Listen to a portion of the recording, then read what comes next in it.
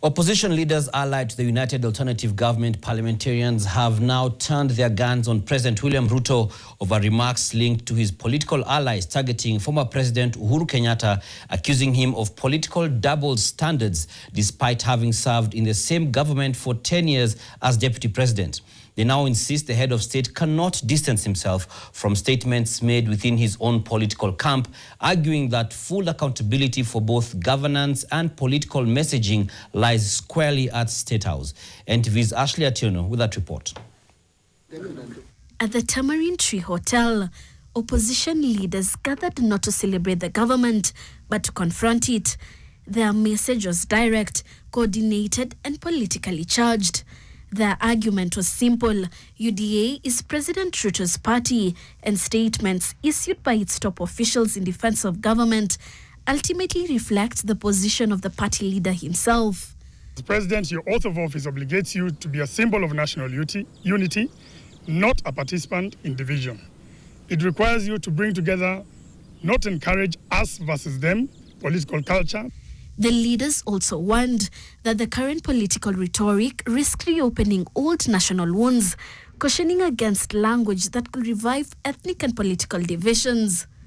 The country has not forgotten the toxic 41 against 1 political rhetoric that became associated with the highly polarized atmosphere surrounding the 2007 general election. In their sharpest attack, they reminded the president that he was not an outsider in the previous administration, but a central figure in it, arguing that responsibility for both success and failure cannot be selectively reassigned. There was stalled projects, William Ruto was there. If there was corruption, William Ruto was there. If there was success, William Ruto was there. If there were failures, William Ruto was there. You cannot sit at the dining table for 10 years, enjoy the meal, then later claim you are merely passing by the kitchen.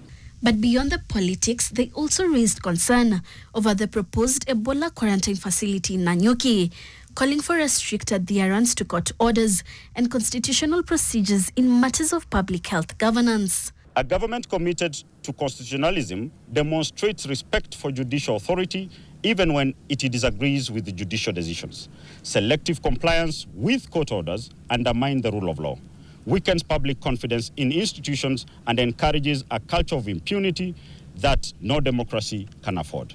And while the government continues to point to its achievements, the opposition insists the ultimate measure of success lies not in campaigns and promises, but in the experiences of ordinary citizens.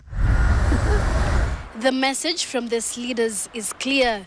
Stop campaigning and start delivering. They argue that if the president's work truly reflects his promises, then it should speak louder than rhetoric. Ashley Atieno, NTV.